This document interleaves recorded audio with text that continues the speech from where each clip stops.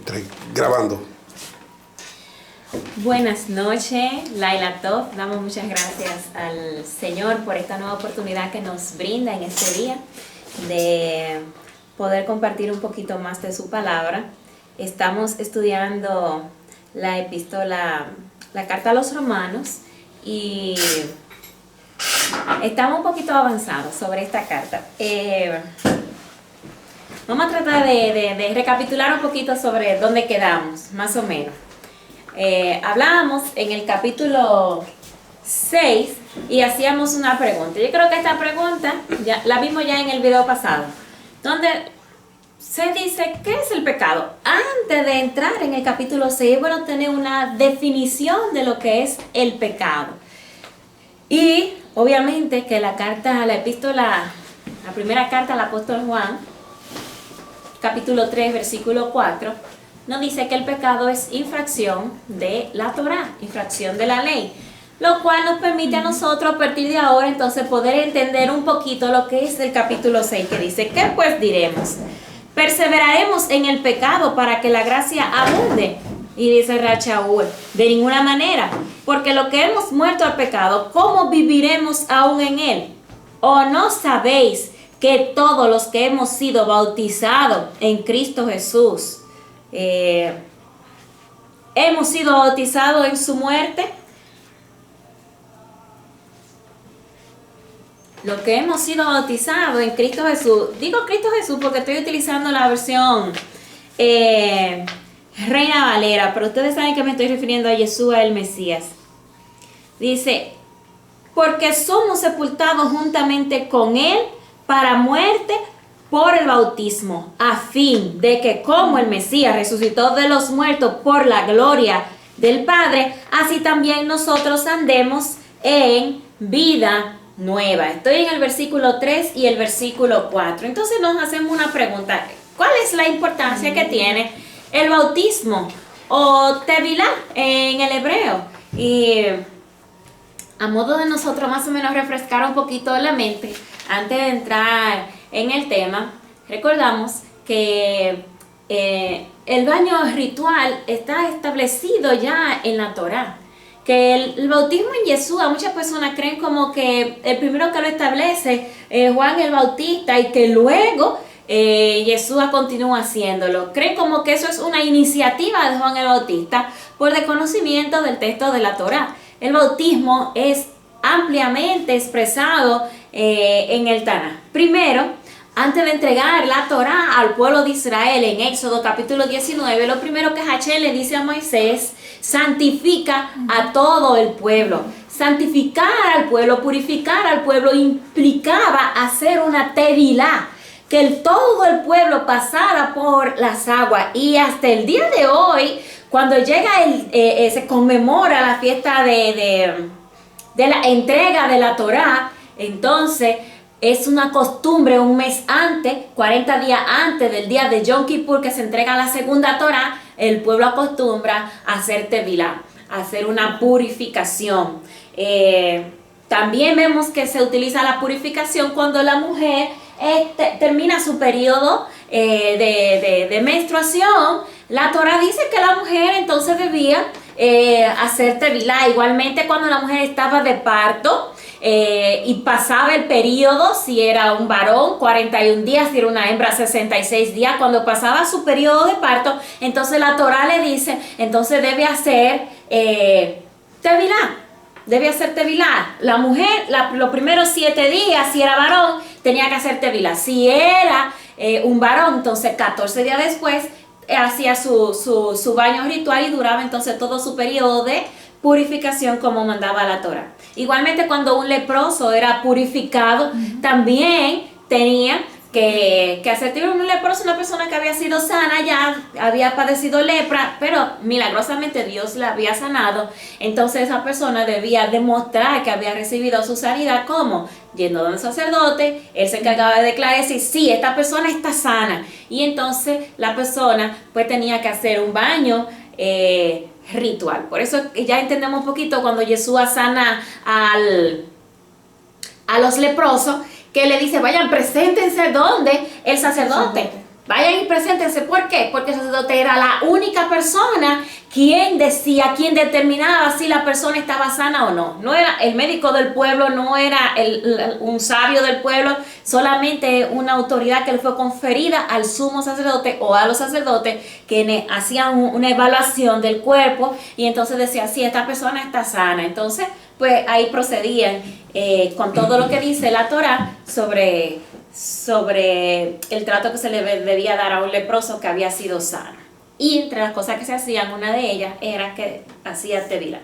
También cuando una persona estaba en contacto con cadáveres, pues también tenía, al finalizar el tercer día, el séptimo día, pues también tenía que pasar por una tevilá como manda la Torá.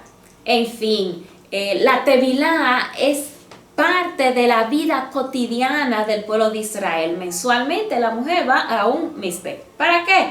Para hacer su tevilá, ¿verdad que sí? Se le pasó su periodo menstrual, pasado su semana de menstruación, entonces la mujer corriendo va a su misbé. Hoy día, ¿verdad? Nosotros, bueno, nuestra congregación que todavía no tiene un misbé, pues nosotros le aconsejamos a la mujer, los ríos son muy fríos aquí en este país, pues lo que hacemos, no, hagan en su tina, en su baño, pues haga su tevilá ahí. Mientras tanto, progresamos con el tiempo y ya podríamos tener una tevilá construida. ¿Qué es una tevilá y qué es un mikveh?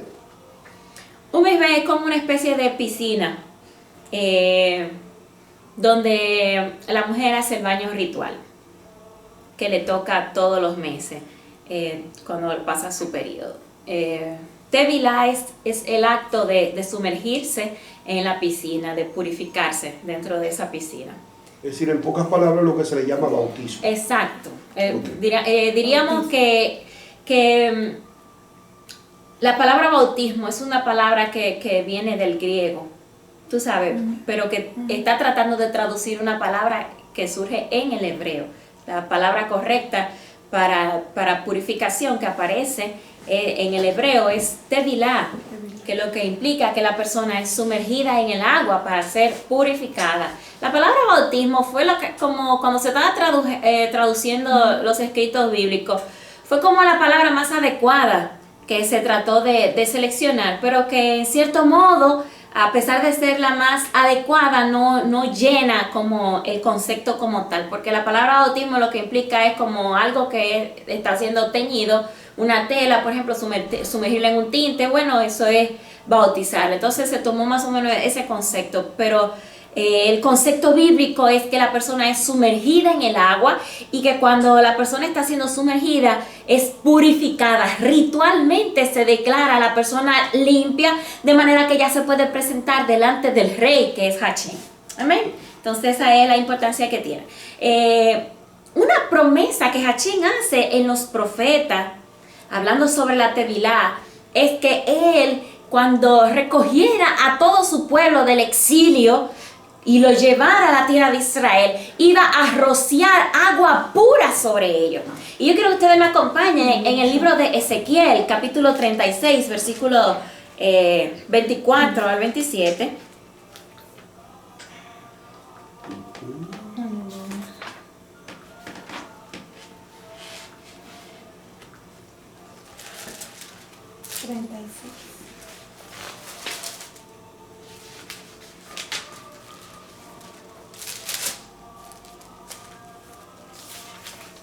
Dice de la siguiente manera.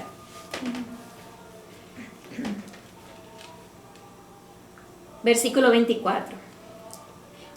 Y yo os tomaré de las naciones, y os recogeré de todas las tierras, y os traeré a vuestro país.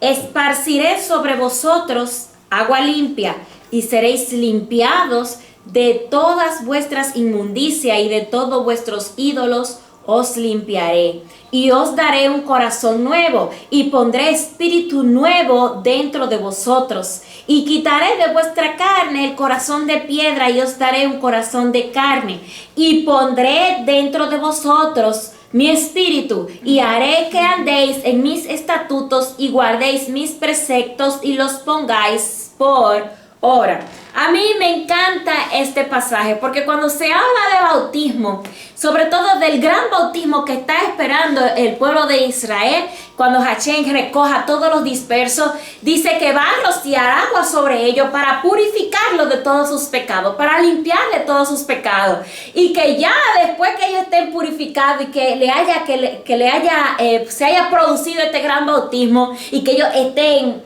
considerado delante del Padre como limpio, entonces Hachén va a poner su espíritu en ellos. El Ruach HaKodesh va a poner su espíritu sobre ellos. Pero lo interesante de todo esto es que cuando ponga ese espíritu, ¿para qué es que lo va a poner? Según el verso 27, yo pondré mi Ruach, es decir, mi espíritu, dentro de ti y causaré que viva por mi Torah, que camine en mis ordenanzas y guarde mi juicio y lo haga. Exacto, y obedezca. Exacto. Cuando tú miras el versículo 27, tú te sorprendes. Porque te das cuenta que cuando el Ruach venga a tu vida, tiene un propósito extraordinario. ¿Y cuál es? Hacer que tú andes en los mandamientos y los estatutos del Eterno y que los ponga por obra. Entonces, cuando una persona te dice a ti, oye, yo soy bautizada en el Espíritu Santo, yo hablo lengua, no ha entendido el propósito del Ruach. El Ruach no es solamente para manifestar los dones espirituales, sino para llevarte a ti a vivir una vida conforme a lo que dice la Torá, a lo que establece los mandamientos, los estatutos, los decretos que Hachén ha enviado a su pueblo. Entonces, cuando una persona dice que fue bautizado con el Espíritu Santo, pero te dice, yo no quiero guardar la Torá, entonces tú dices, oh, pero ven acá. ¿Tú estás segura que tú fuiste bautizada con el Espíritu? Hay que analizar los espíritus, dice Rashaul. Vamos a evaluar los espíritus, porque cuando viene a vernos el Espíritu Santo, porque se supone que si el Espíritu Santo viene a tu vida, el Espíritu Santo te va a guiar a ti a la obediencia de los mandamientos.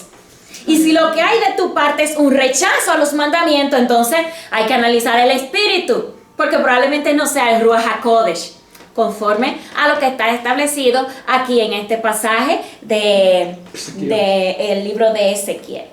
Interesantemente, cuando Yeshua en Juan capítulo 3, versículo 3 al 5, habla sobre el nuevo nacimiento, precisamente él toca ese tema. Él toca ese tema. El Juan 3. Sí, es cuando tiene la conversación con Nicodemo, que él le dice, eres tú maestro de Israel y tú no sabes esto. Lo que le está diciendo es, tú no conoces lo que dice el profeta.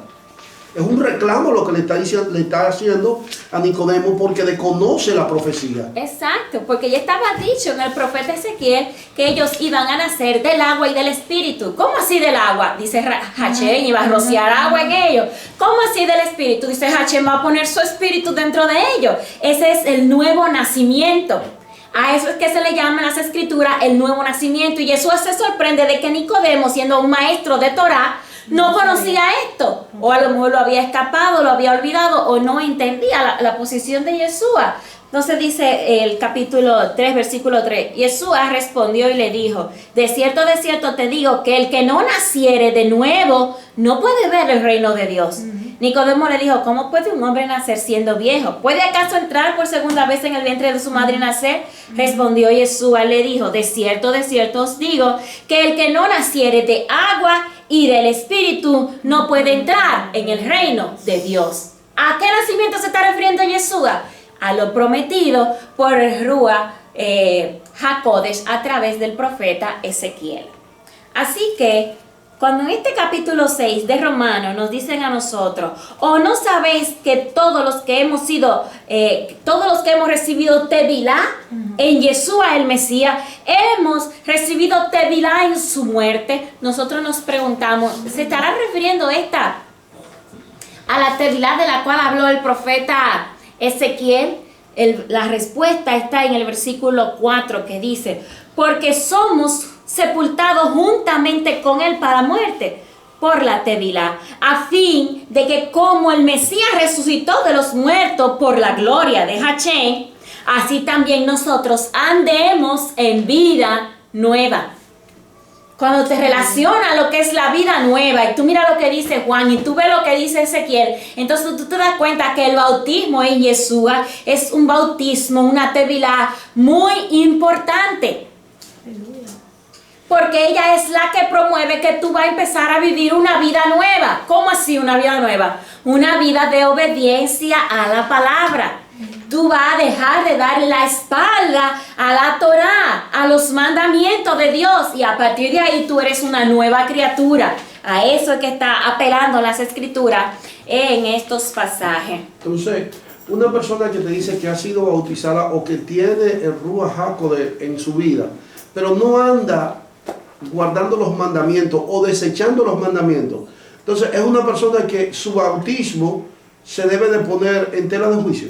No, es que, claro que sí.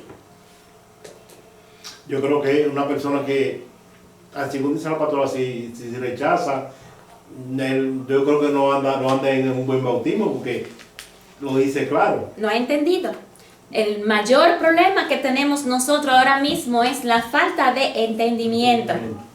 Eso es lo único que ha estado imperando en medio nuestro, la falta de entendimiento de las escrituras. Y yo una vez más repito, el problema mayormente de nosotros ha sido tomar el Nuevo Testamento y desligarlo del Antiguo Testamento. Porque yo considero, pastor, que si usted está bautizado y usted no está cumpliendo con los mandamientos como si no estuviera bautizado. Amén. Exactamente. Es como, bueno, mucha gente va al río y se baña, muy bien, pero no te produjo la limpieza espiritual que debe producirte, porque debe haber un cambio, debe haber en tu corazón debe haberse producido como un deseo de retornar, de cambiar tu estilo de vida, de ser distinto, de ahora déjame ver qué es lo que dice la palabra de Dios, déjame ponerla en práctica, déjame obedecer el mandamiento. Y el Espíritu, el Rúa, pone eso dentro de ti, lo pone, te dice cambia, no haga eso, te hace sentir, no haga aquello. Tu estilo, vívelo diferente, lee la palabra, estúdiala, métete con Dios. Pero nosotros no queremos prestar atención a lo que dice el Espíritu y nosotros no creemos que estamos bien porque nos dicen que estamos bien. Sobre todo porque hoy día cuando una persona hace tevilá le entregan un certificado que dice esta persona es salva porque ya recibió su tevilá. Entonces la persona cree que la salvación está en el documento que le entrega y no en el cambio interior que debe efectuarse en el individuo.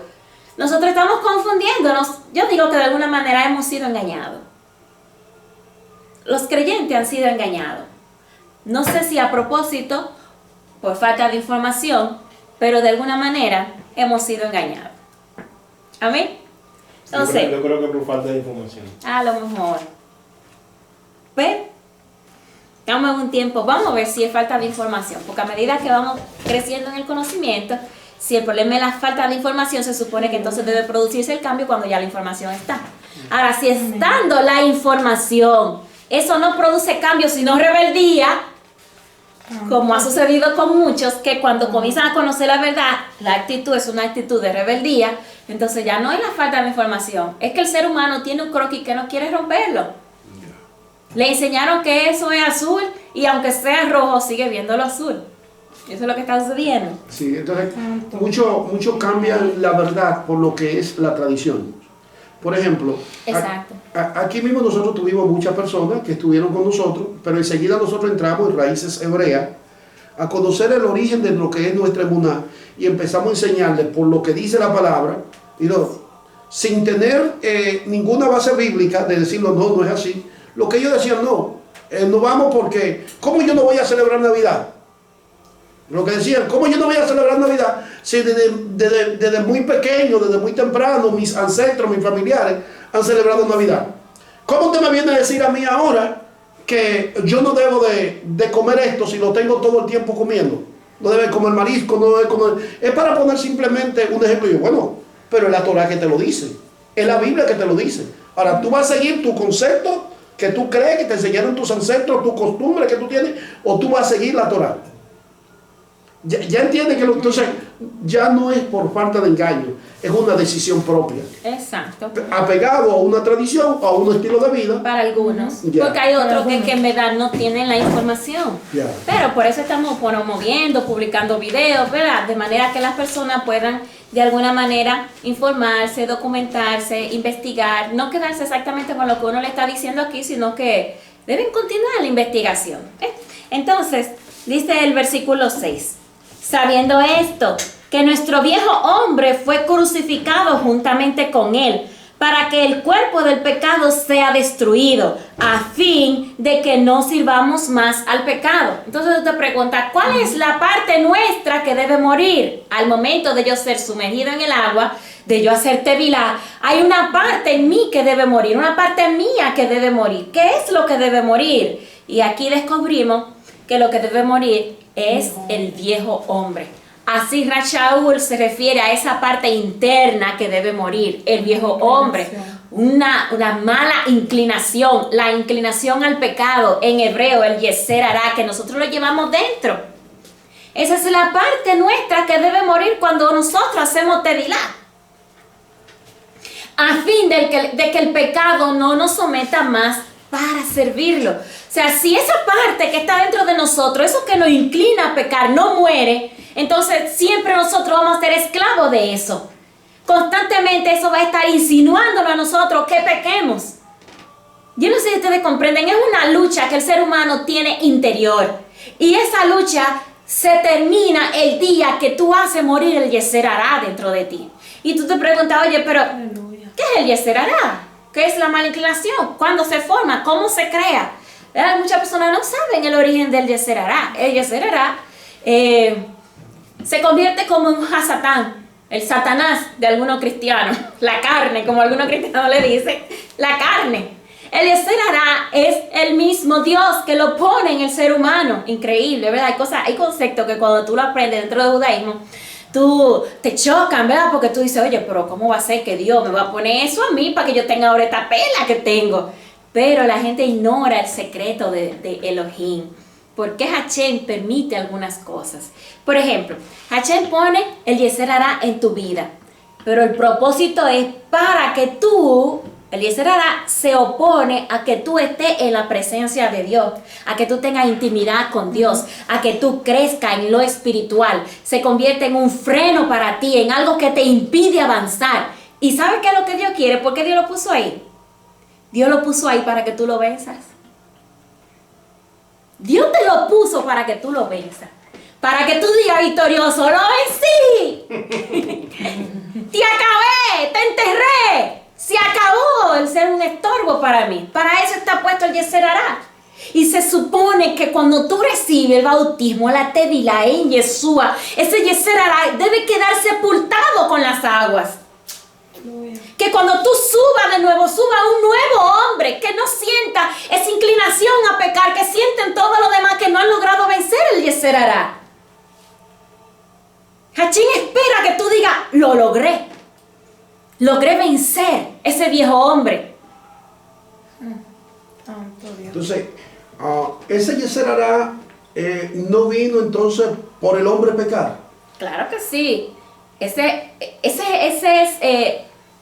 vamos a decir, el meollo del asunto. El hombre peca, entonces Hashem a partir de ahí le pone una prueba al hombre, que el hombre tiene todo el tiempo que superar en su vida. Es como, por ejemplo, el hombre se da cuenta de que hay algo que está dentro de él que no lo deja como continuar. Pero ese algo, el mismo Hashem que lo pone. La idea que Hashem quiere es que el hombre se dé cuenta, lo mire y entonces comience a vencerlo. Es como para que pueda pelear todo el tiempo en contra de aquello, ¿verdad? Y para, como usted dice, llegar al momento y que el hombre diga, vencí, como usted dice, obtuve la victoria, ¿verdad? Pero de cierta manera es algo duro, ¿verdad? Pero eso es el reto, ¿no? Eso es como un reto porque al fin y al cabo uno tiene que vencer y tiene que alcanzar lo que el Padre quiere para uno. Entonces, en pocas palabras, el Yeser Hará puede ser también un instrumento que te lleva a ti a crecer en lo espiritual. Oh, claro, porque está puesto para eso. Como te puede llevar a... Eso es como, por ejemplo, una carrera. Hay una carretera, ¿verdad? Y hay una carrera. Y hay una meta que lograr. Pero si no hay meta, tú no vas a correr. ¿para qué tú vas a ir matándote? Si no hay meta, no hay nada que lograr. No tiene sentido. Entonces Hashem pone el Yeser Hará como una motivación para que nosotros tengamos un motivo para superarnos, para dejar el mal a un lado, para decir no. Es como una decisión que Él te pone frente a ti. Elige el bien y el mal. Elige el bien. Siempre Él es así es el Eterno. Elige el bien.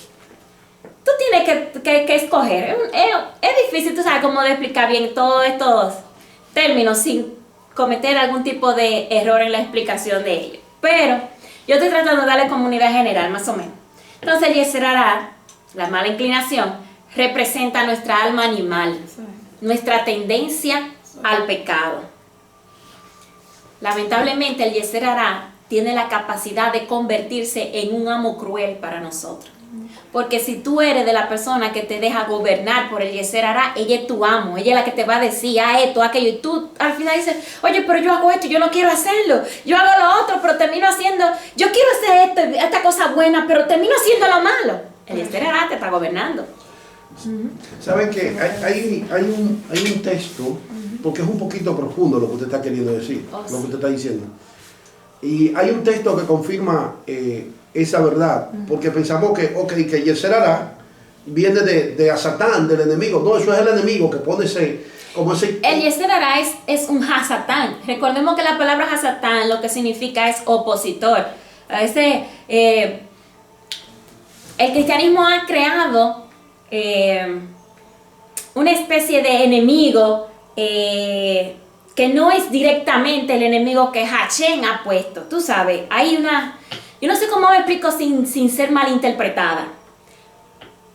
Hay un Hasatán que está en contra del mundo, del universo, ¿verdad? El ángel Samael, que es el que levanta guerra entre las naciones en contra del pueblo de Israel, levanta situaciones para que el mundo es lo que será vencido, el Apocalipsis, lo que será vencido en el Apocalipsis, el gran dragón, la serpiente antigua, el diablo, Satanás. Oye, todo eso representa a un ángel que Hashem sencillamente puso para ser vencido en un tiempo determinado. Pero independientemente de ese Hasatán, de ese opositor de manera mundial, existe un Hasatán, un opositor interno que nosotros tenemos, que se llama la carne, nuestra naturaleza pecaminosa, la inclinación al pecado que tenemos dentro. Es un Hasatán. Hace oposición para que nosotros no entremos en obediencia a los mandamientos a Dios. Nos pone traba, nos pone situación en el medio, de manera que tú te ves impedido de obedecer a Dios como si te amarrara la mano, y es una prueba, porque a diario tú te ves la obligación de tener que vencerlo. Ya, ok. Sí, como yo estoy muy de acuerdo, como usted acaba de decir, sabemos que hay un personaje que se llama Hasatán, ¿verdad que sí? Pero que un día, según lo que dice Apocalipsis, ese Hasatán va a ser atado por 1000 años. Y en el reino del Mashiach, dice en el capítulo 65, en el verso 20, dice literalmente, estando a Satán atado, dice, y que el niño como que nacerá y cumplirá sus días, y que el pecador de 100 años será maldito. Déjame leer el pasaje, pero que Satán está atado. ¿Entiendes? Dice, ¿de dónde surge entonces el pecado? En el Yeser Hará, en esa inclinación al mal que hay. ¿Entiendes? A Satán está atado, ¿no? Y nacen niños, ¿entiendes? Que vienen con inclinación pues hacia el mal. ¿Sabe? Yo lo dije muy rápido, pero porque a veces, tú sabes, como querer hablar muy rápido, a veces uno dice cosas que son muchas, pero que uno la dice rápido.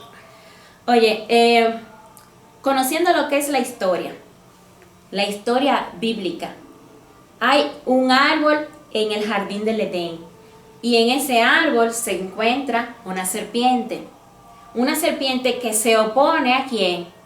A los hombres que Hashem había creado, en este caso Adán y Eva. Esa serpiente se opone a ellos, pero más luego esa serpiente, que se considera que es un ángel llamado Samael, se le denomina también el ángel que está cuidando a la nación de Edom, especialmente a un grupo llamado los Amalecitas. a un nieto de Edom,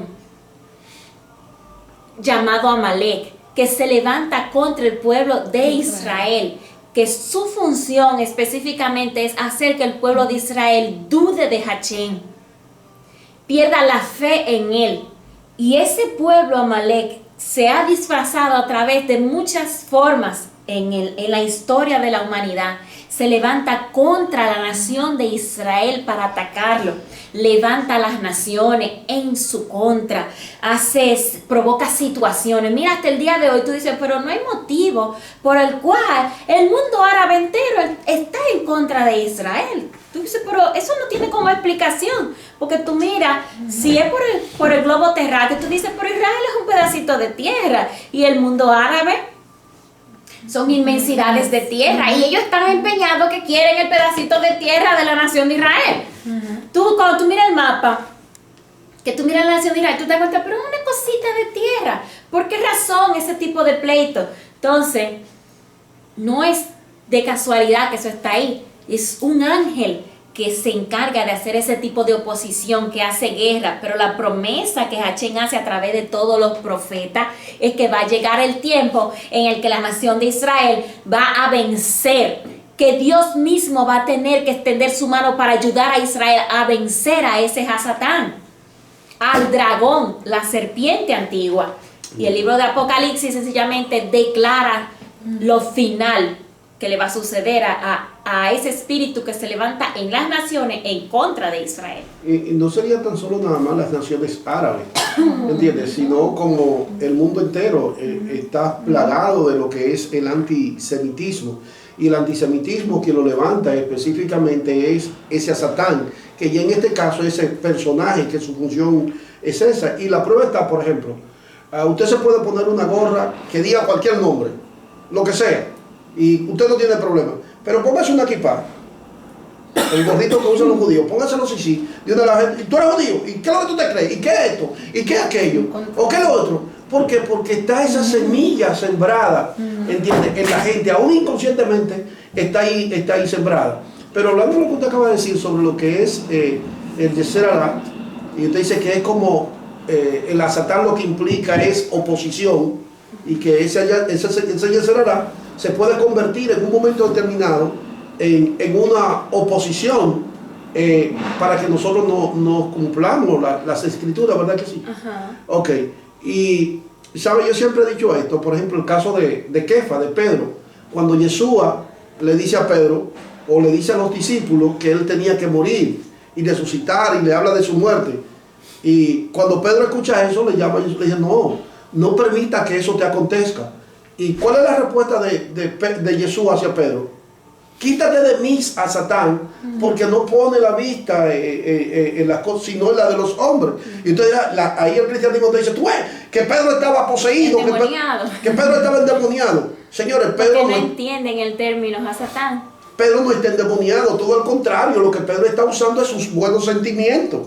Pero en ese preciso momento, los buenos sentimientos de Pedro eran un Hasatán, ¿entiendes? Basado a los planes de Dios, para con el Mesías, a través del Mesías, que tenía que morir. Y la prueba está que en ese mismo capítulo, creo que en el capítulo 18 de Mateo, es donde Pedro tiene la revelación más grande, dicha por el Mesías. ¿Quién le dice a los hombres que soy yo? Bueno, uno dice que tú eres Elías, otro dice que tú eres Juan, otro dice que tú eres...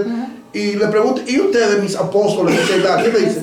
Y se levanta Pedro y dice, tú eres Yeshua, el Mashiach, el hijo del Elohim viviente. Amén. Dice, bienaventurado eres Kefa, porque no te lo reveló ni carne ni sangre. Si el Ruah está contigo. Amén.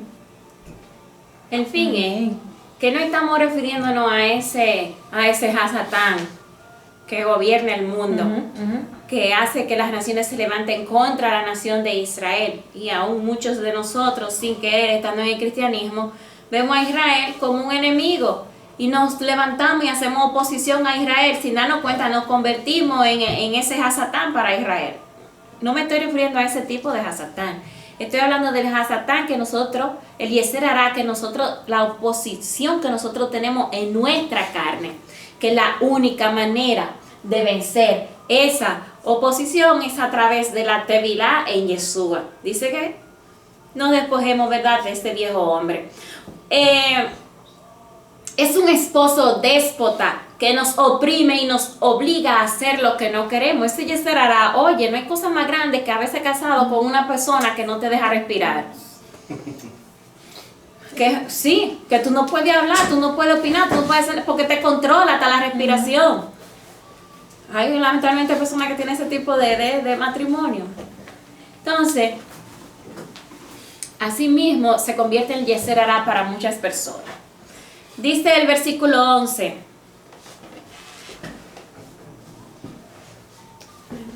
Bueno, voy a leerlo todo. Sabiendo esto, versículo 6, que nuestro viejo hombre fue crucificado juntamente con él, para que el cuerpo del pecado sea destruido, a fin de que no sirvamos más al pecado, porque el que ha muerto ha sido justificado del pecado. Y si morimos con Mashiach, creemos que también viviremos con él, sabiendo que Mashiach, habiendo resucitado de los muertos, ya no muere. La muerte no se enseñorea más de él, porque en cuanto murió el pecado, murió una vez por todas, mas en cuanto vive, para Dios vive. Así también vosotros, consideraos muertos al pecado, pero vivos para Dios en el Mashiach, nuestro Adón. Ve, inmediatamente ya tú haces ese paso en tu vida tan importante de hacer morir lo terrenal, ese Yeser Hará que te hace daño. Inmediatamente tú logras eso en tu vida, entonces te dice que tú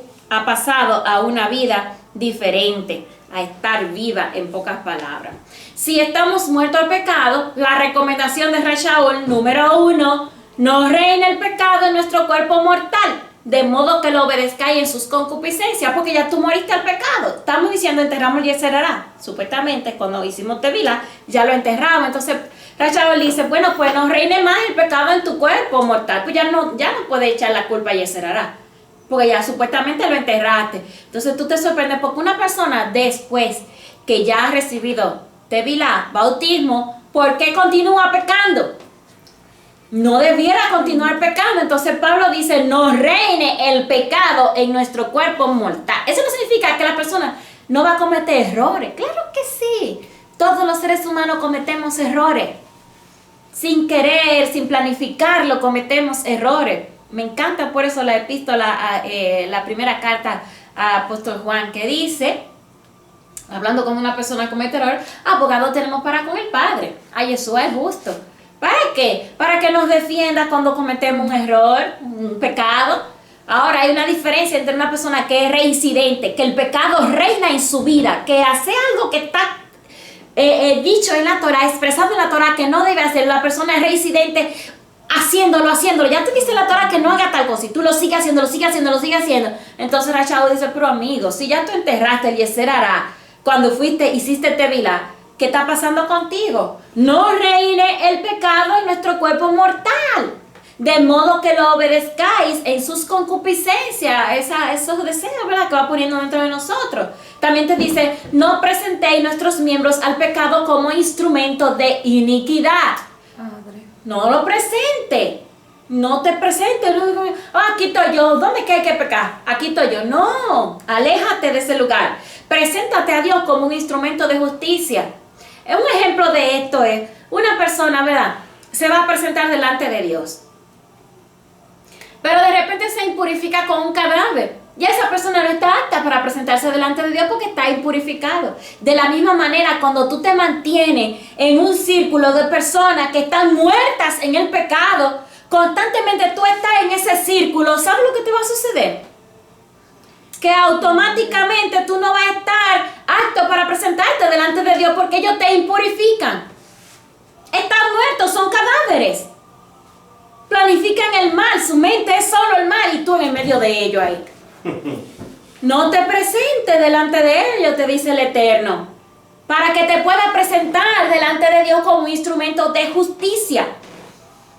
De manera que tú puedes entrar a la presencia del Eterno sin problemas, sin decir, no, yo estoy contaminada con cadáveres. Pero si te pasas el día entero con personas que están muertas en delito y en pecado, y te ríes de sus chistes y de sus bromas que son ofendiendo a Dios, y te goza, y lo pasa también, y tú también haces de la tuya, igual que ellos, peor que ellos. Estamos peor. Romanos 6:14 dice de la siguiente manera, porque el pecado no se enseñoreará de vosotros, pues no estáis bajo la ley, sino bajo la gracia. Yo expliqué esto en el video pasado, pero volvió a aparecer en este pasaje. Yo, ay Dios mío, voy a tener que repetir lo mismo. Pero ¿qué puedo hacer? Tengo que repetirlo. No tengo de otra. Porque causa confusión el versículo cada vez que aparece. Causa confusión porque la persona de una vez dice, oye, si yo no estoy bajo la ley, estar bajo la ley, muchas personas interpretan que es guardar los mandamientos de Dios. La gente ignora que el concepto de estar bajo la ley es una persona que ha violado la ley de Dios. Por ejemplo, poniendo un ejemplo práctico dentro de nosotros. Nosotros estamos en este país donde hay un montón, multitudes, miles de leyes. Nadie la viola. ¿Tú quieres estar bajo la ley en este país? Pásate una luz roja y que te va un policía para que tú veas cómo tú estás bajo la ley. Automáticamente. Desde que te ve el policía y te pone tu ticket, si no te manda a la corte y un montón de cosas, ya tú sabes el destino y la multa bien grande que hay que pagar en este país por llevarse una luz en rojo. Entonces, estar bajo la ley, ¿qué es? Sino haber violado la Torah de Dios. Es estar transgrediendo los mandamientos de Dios, es estar en pecado, es estar bajo la maldición que viene como consecuencia de la violación a la ley misma. Eso es estar bajo la ley, no es otra cosa. La gente no sabe, la gente cree que estar bajo la ley es estar guardando los mandamientos de Dios. Ay, muchacha, no te bajo la ley. Oye, guardar los mandamientos de Dios dice que la ley es espiritual. En esta carta, en este capítulo lo dice Rashaul, en el capítulo que continúa. Entonces, cuando mueres al pecado, deja de estar pecando, por tanto ya no estás bajo la ley. Moriste al pecado, hiciste tevilá, murió el Yeserará. Ahí en ese momento ya tú eres renacido, tú eres una persona nueva, entonces ya tú no estás bajo la ley, tú eres libre de la ley. No hay cosa más bonita que tú decir que tú vas a guardar los mandamientos de Dios. Es una libertad que tú sientes. Antes yo no guardaba los mandamientos de Dios por miedo a la mala interpretación que le hacía al libro de Gálatas. Que guardar los mandamientos de Dios es entrar en esclavitud. Esa es una de las cosas que más frenan a uno, porque uno interpreta a Gálatas conforme a la observancia a la interpretación que le ha dado hoy día el cristianismo, ignorando, ¿verdad?, el contexto de Rashaul. Entonces, cuando tú vienes a la obediencia de la Torah, que tú conoces los mandamientos, tú sientes una libertad dentro de ti, que tú haces cosas y tú dices, yo sé que no estoy pecando haciendo esto. Pero dentro del cristianismo, al no haber ley, todo es pecado. Porque no hay ley, entonces todo se convierte en un pecado. Y al final tú no sabes si lo que tú estás haciendo está bien o está mal, porque como no guardan ley, ya tú no sabes cuál es la voluntad de Dios, cuál sí, cuál no es. Y como entonces, que se invierten los valores. A lo que es pecado no le llaman pecado, y a lo que no es pecado le llaman pecado. Exactamente. Por ejemplo, la Biblia establece que es un pecado, lo establece como un pecado el tú no guardar el Shabbat. Así mismo. ¿Entiendes? La Biblia establece que el tú no guardar, por ejemplo, no llevar la fiesta de Sukkot, por ejemplo. Dice que un día eso va a traer consigo, la fiesta de los tabernáculos va a traer como consecuencia juicio aún para las naciones. ¿Ya me entiendes? Y ellos dicen, no, ya eso es una esclavitud. Tú guardar eso es como una esclavitud. Entonces lo que es pecado, no le llaman pecado, pero a lo que no es pecado le llaman pecado. Pero que me da, pues, por ignorancia, ¿verdad? Porque ahora que nosotros guardamos todos los mandamientos, las leyes, las fiestas y eso, uno es wow, pero qué cosa más buena, de lo que uno se estaba perdiendo anteriormente, de toda esta fiesta y este disfrute. Entonces, lamentablemente, una de las cosas que sufrimos dentro del cristianismo es que a veces uno tiene que estar inventándose actividades, que sociales, que fiestas, que cosas, tú sabes, actividades extra para mantener la membresía, porque los jóvenes se sienten aburridos. Tú tienes a veces que convertir la iglesia en un espectáculo para que las personas no se sientan aburridas dentro de la congregación, que un concierto, tirarle un concierto un día, que venir, tirarle que drama, que danza, con un montón de cosas hay que ponerle para que las personas se mantengan entretenidas dentro de la congregación y no se sientan aburridos. ¿Sabe por qué eso? Porque no hay fiestas. Porque las fiestas bíblicas las han eliminado. Al no haber fiesta bíblica no hay alegría. Y si no hay alegría, las personas se mantienen en un estado de aburrimiento. Nada más yendo a la iglesia, adorar. Entonces la iglesia hoy día se ha convertido en un espectáculo. ¿Para qué? Para mantener la membresía. Todo eso por desconocimiento de las escrituras. Si tan solamente nosotros miráramos atrás las escrituras y viéramos lo que el Eterno verdaderamente quiere que uno guarde, pues las cosas comienzan a cambiar. Porque en lugar de estar inventando actividades, entonces haríamos exactamente las cosas que están en la Biblia. Y ya las personas no están aburridas. No hay cosa mejor que tener una fiesta toda la semana. Toda la semana, una fiesta, un Shabbat. Que una comida, una comelona, que ya hablamos aquí, que vamos allí, que una musiquita por aquí, que una danza por allí. Óyeme. Amén. Ya cuando venimos aquí, el servicio de Shabbat no es un espectáculo. No es para que la gente se sienta contenta, no. Es un servicio de adoración al Eterno y punto. Es una ceremonia. Te guste o no te guste, es una ceremonia que se hace completamente reverencial al Eterno. No para que te agrade. Antes la preocupación mía cuando era pastora era que cuando las personas entraran a la iglesia se sintieran bien. Aleluya. Ya hoy día no es esa la preocupación, el que la persona entre y se sienta. No porque yo no quiero que la gente se sienta bien, no malinterpreten. Yo quiero que todo el mundo se sienta bien. Pero que ya la preocupación no es que el que entre ahí se sienta bien con el espectáculo que yo voy a presentar. No, de ninguna manera. Ahora, mi mayor preocupación es que el servicio que vamos a hacer en cuanto al servicio del Sidur sea bien, que le agrade al Eterno, porque es un día para honrarlo a Él. ¿Ves? Los conceptos van cambiando a medida que vamos conociendo las escrituras.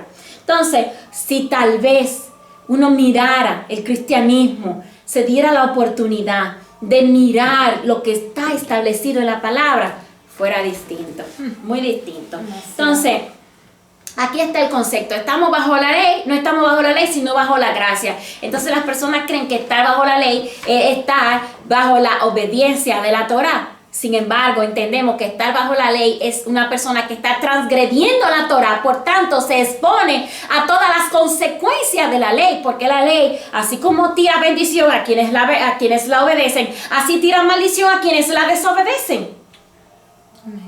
Y yo siempre le digo un ejemplo de esto bueno, anteriormente cuando predicaba a alguien, yo le decía, oye, ¿tú quieres saber si lo de la Torá es o no es, aunque tú la conozcas o no la conozcas?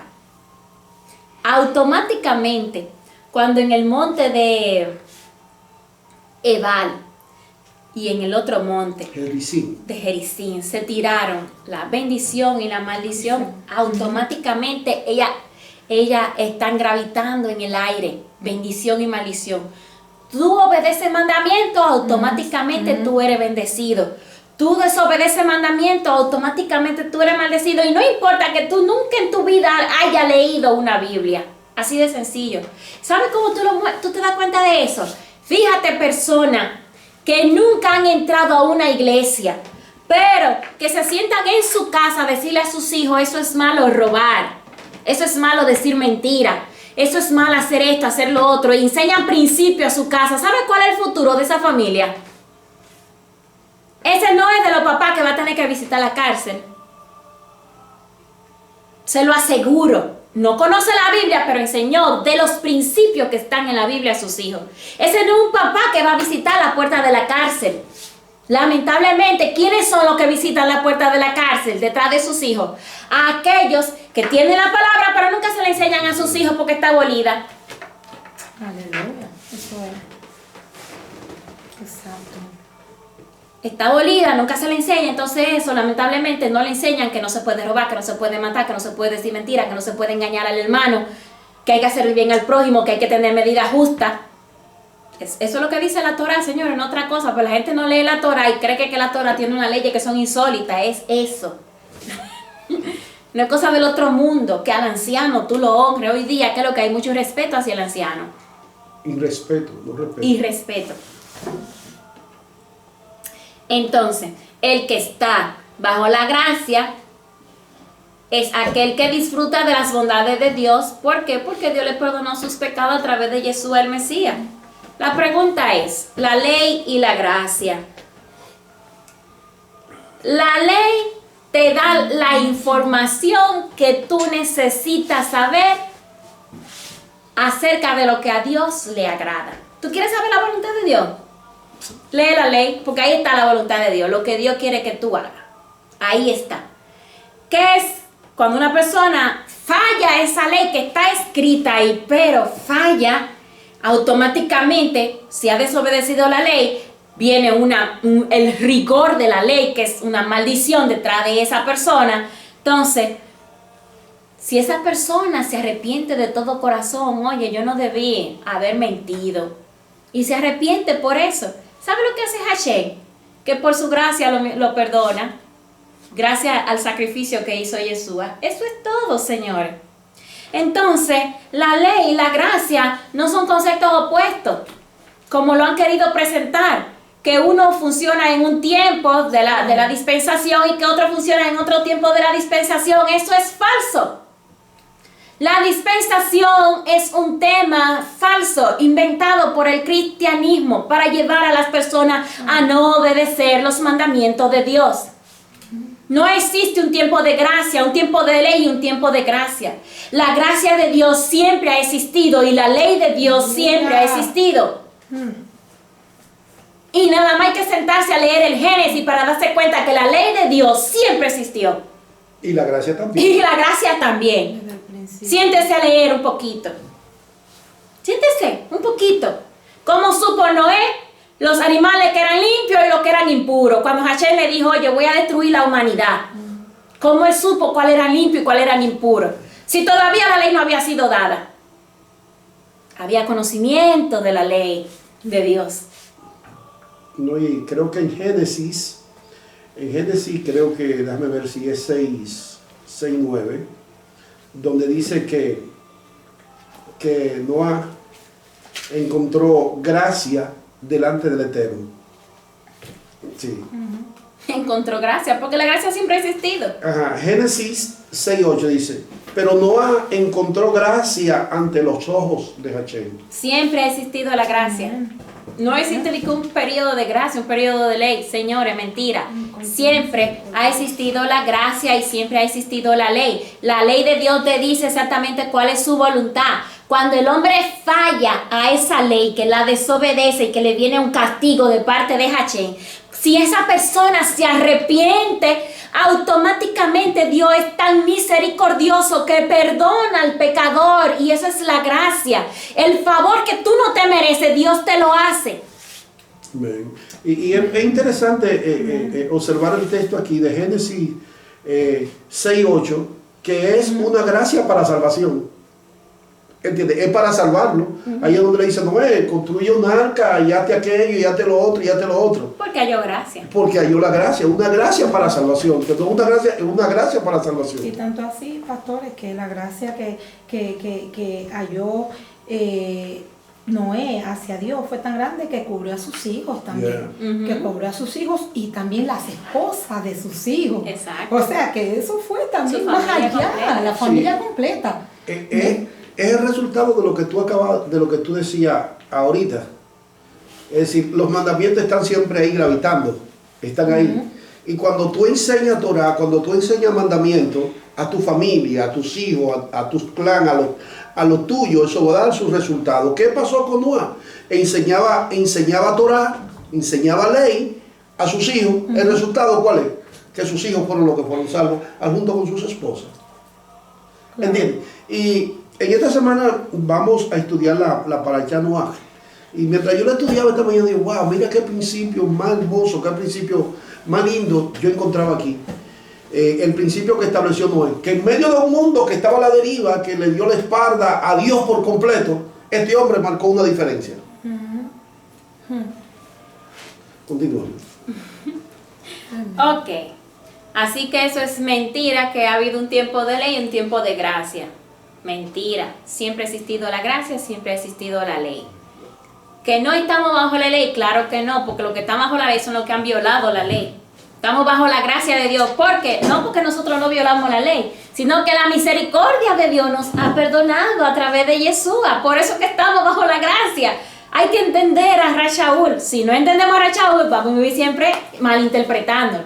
Hoy estamos bajo la gracia porque fallamos a la ley, estábamos bajo la ley. Dios, por medio de Yeshua y el sacrificio que hizo en la cruz del Calvario, ha tenido misericordia de nosotros y nos ha dado una nueva oportunidad, y por eso estamos bajo la gracia del Eterno.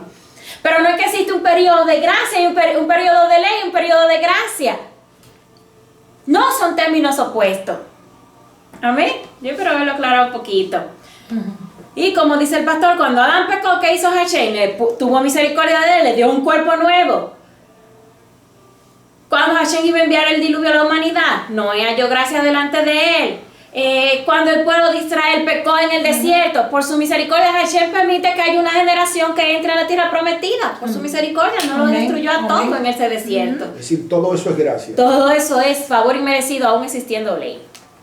Entonces, dice Rashaul, él siempre hace preguntas para él rápidamente contestarlas. Si nosotros tan solo leyéramos las preguntas de Rashaul y su respuesta, hoy día no existiera todos los conceptos que tenemos errados dentro del cristianismo. Él dice, ok, vamos a pecar porque ahora no estamos bajo la ley sino bajo la gracia. Está bien, Dios tuvo misericordia de nosotros, ahora estamos bajo la gracia. ¿Y qué vamos a hacer? Vamos a desechar la ley. Ahora vamos a pecar a la ley. Y la respuesta de Rashaul es de ninguna manera. Versículo 15. ¿Qué pues? ¿Pecaremos porque no estamos bajo la ley sino bajo la gracia? En ninguna manera. ¿No sabéis que si os sometéis a alguien como esclavo para obedecerle, soy esclavo de aquel a quien obedecéis? En pocas palabras, si te pones a obedecer al pecado, eres un esclavo del pecado. No otra cosa. Si te pones a obedecer la transgresión a la Torá, eres un esclavo de esa transgresión. Tú eliges tu amo, sencillamente. ¿A quién tú quieres obedecer? ¿Al pecado o a la justicia? Si eliges al pecado, eres libre de la justicia, pero si eliges la justicia, eres libre del pecado. No existe lugar intermedio. Tú no puedes decir, no, yo voy a estar entre los dos. Ni voy a pecar mucho, ni... Ya tú sabes, ni voy a ser muy justo. Voy a estar ahí, bueno, tú sabes. Tibio. Tibio. No existe lugar intermedio en esto. O eres un pecador, o renuncia al pecado a través del nuevo nacimiento y eres una nueva criatura. Eso es sencillo, eso es lo que dice Rashaul. O uno o otro, pero no puede estar en los dos. Si eliges la justicia, eres siervo de Dios y el fruto que dará es la santificación, que dará como fruto a su vez la vida eterna. Eso es si elige la justicia. Pero amigos, si usted eligió el pecado, obtendrá como resultado, ¿qué cosa? La muerte, la separación de Dios. Y lamentablemente la paga del pecado es muerte. Es muerte. Si elegiste el pecado, tu final es la separación eterna de Dios. Separación eterna del Padre. Estarás separado completamente. Más si elige la justicia, el regalo de Dios para ti a través de Yeshua es la vida eterna. Y aquí entramos al capítulo 7. Yo dije que es imposible entrar al capítulo 7 sin ver el capítulo 6. ¿Por qué? Porque es como una continuidad. Lo único que aquí se van a tratar 3 leyes. Número 1, la ley del pecado.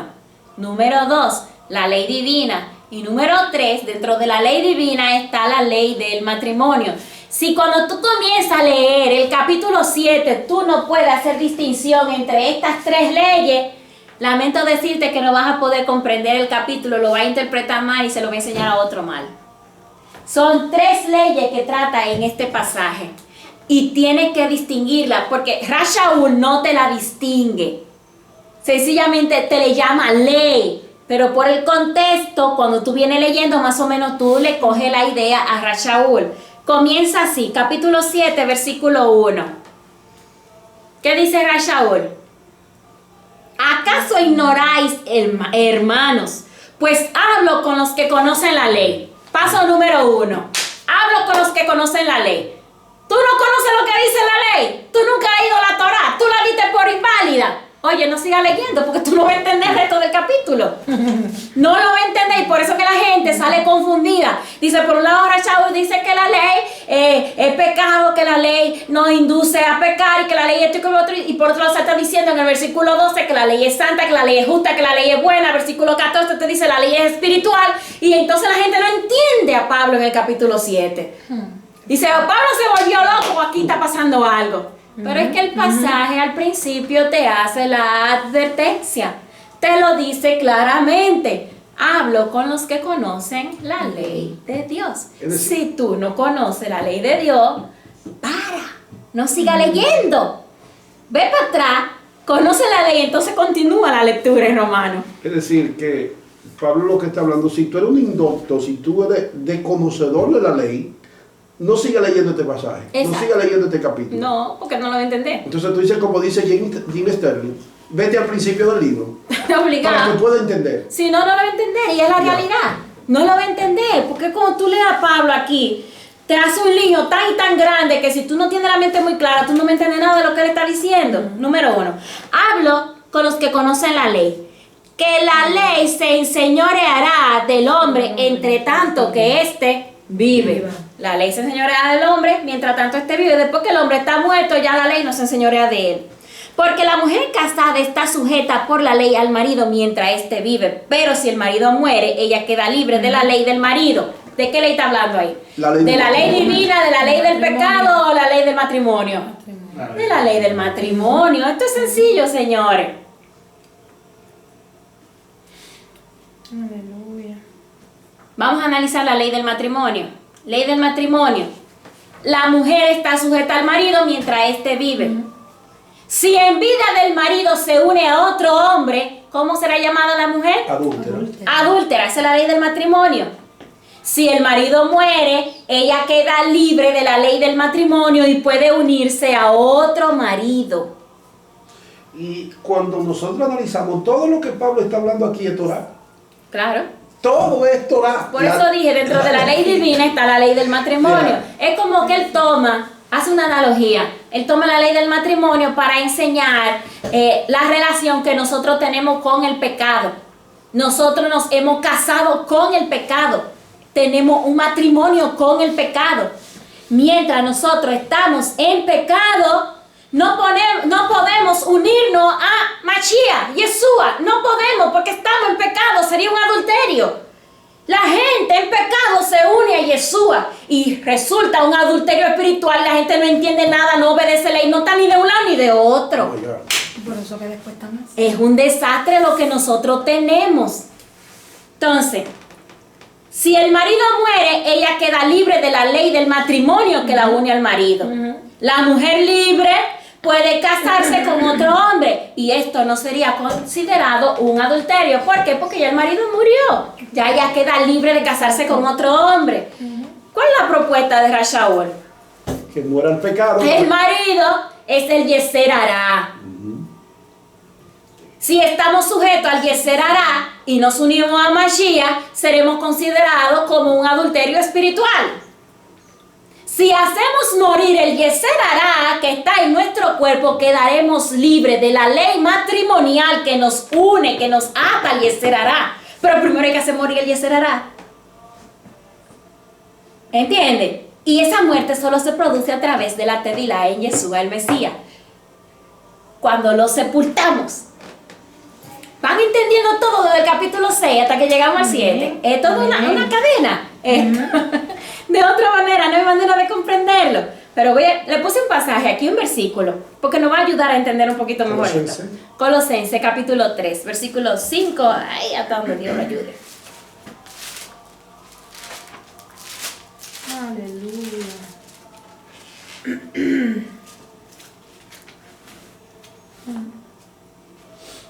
Dice así.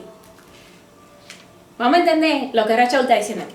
Haced morir pues lo terrenal en vosotros. En pocas palabras, Yeser Hará. Fornicación, impureza, pasiones desordenadas, malos deseos y avaricia, que es idolatría.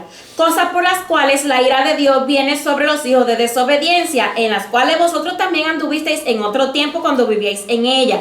Pero ahora dejad también vosotros todas estas cosas: ira, enojo, malicia, blasfemia, palabra deshonesta, de vuestra boca. No mintáis los unos a los otros, habiendo despojado del viejo hombre con sus hechos y revestido del nuevo, el cual, conforme a la imagen del que lo creó, se va renovando hasta el conocimiento pleno, donde no hay griego ni judío, circuncisión ni incircuncisión, bárbaro ni escita, siervo ni libre, porque Mashiach es el todo y en todo. Vestíos pues como escogidos de Dios, santo, amado, de entrañable misericordia, de benignidad, de humildad, de mansedumbre, de paciencia, soportándose los unos a los otros, perdonándose unos a otros si alguno tuviere queja contra el otro, de manera que Cristo os perdonó, así también vosotros hacedlo, y sobre todas estas cosas vestíos de amor, que es el vínculo perfecto. Entonces, en pocas palabras, lo que Rachel te está diciendo, entierra el Yeser Hará de tu vida, hazlo morir, para que entonces te pueda unir en matrimonio a Mashiach. ¿Van entendiendo el asunto? Estando libre, podemos unirnos en matrimonio a Mashiach. Yo creo que lo más difícil de este pasaje era eso. ¿Verdad que sí?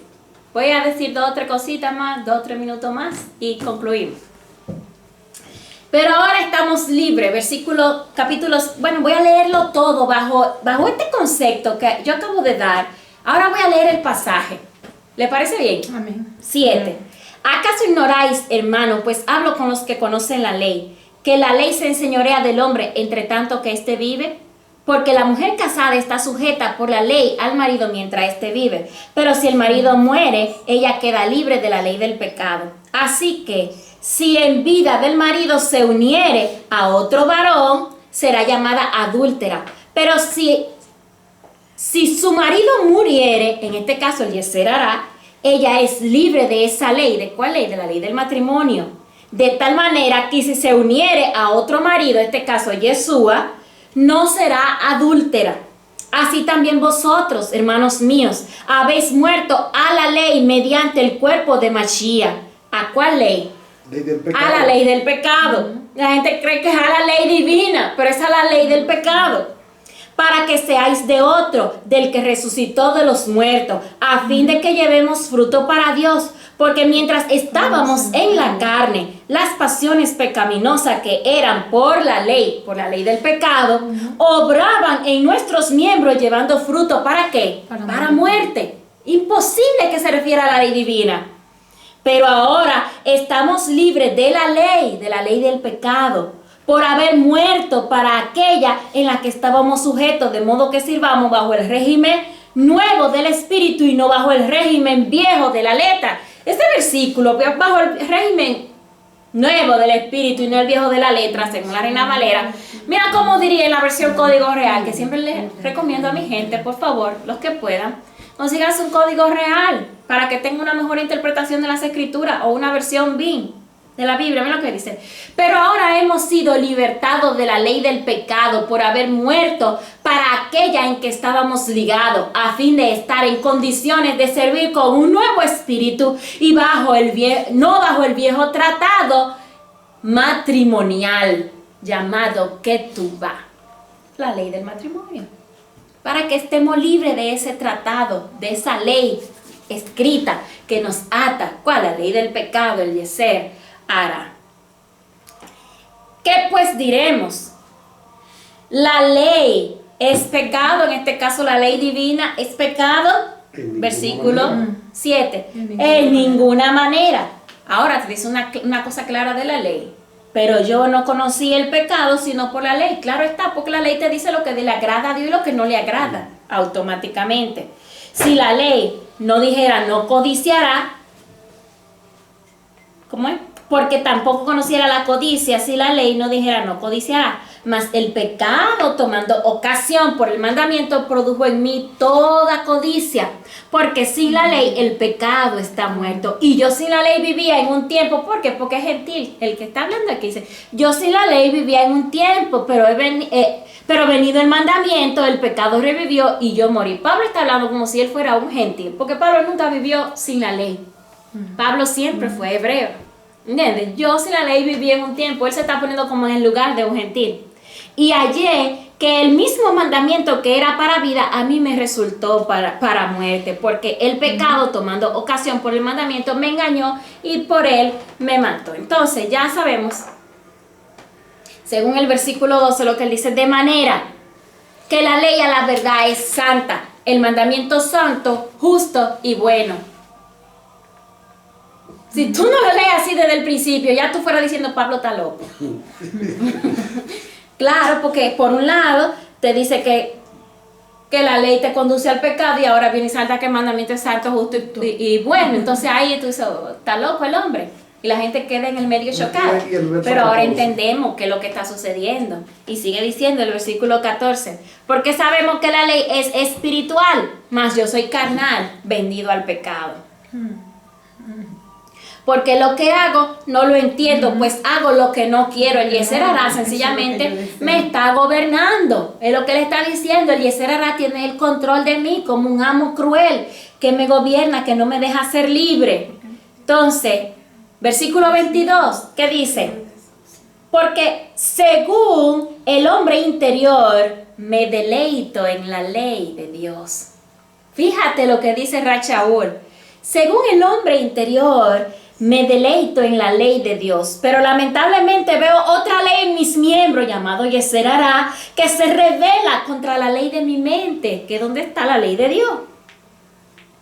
Y que me lleva cautivo a la ley del pecado que está en mis miembros. Miserable de mí, ¿quién me librará de este cuerpo de muerte? ¿Dónde está el problema?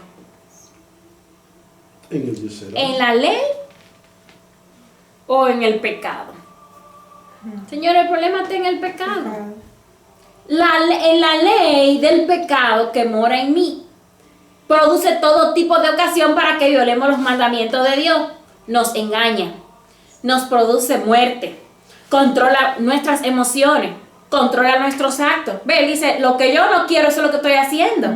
Tú a veces tienes planificado hacer cosas buenas y lo único que hace es cosas malas. Se revela contra la ley divina, me cautiva al pecado. Eso es lo último que hace la ley. Lo último que hace es que te cautiva al pecado. Entonces, lamentablemente, lo único que Rachaúl está tratando de decir aquí, señores, vamos a enterrar el Eliezer Hará. ¿Tú quieres ser libre de esto? De este problema, entierra en el bautismo, en Yeshua, en la tevilá de él, entierra ese Eliezer Hará para que tú seas una nueva criatura. Despójate del viejo hombre que está lleno de vicios, despójate de ese viejo hombre y entonces vístete del nuevo hombre que Hashem ha creado para ti conforme a lo establecido en la Torah. Mi gente, hasta aquí este estudio de este día. Esperamos haber sido de mucha ayuda. Si tienen sus preguntas, por favor, me escriben sus comentarios, sus preguntas. Para mí es muy importante cada una de sus opiniones. Gracias por habernos acompañado y nos veremos en la próxima semana y estaremos analizando capítulo 9, capítulo 10, capítulo 11, que está buenísimo. Así que no se pierda el seguimiento de este libro a los romanos. Hasamea Rosh Chodesh. Y Shalom. Feliz día de Rosh Chodesh para todos. Luna nueva.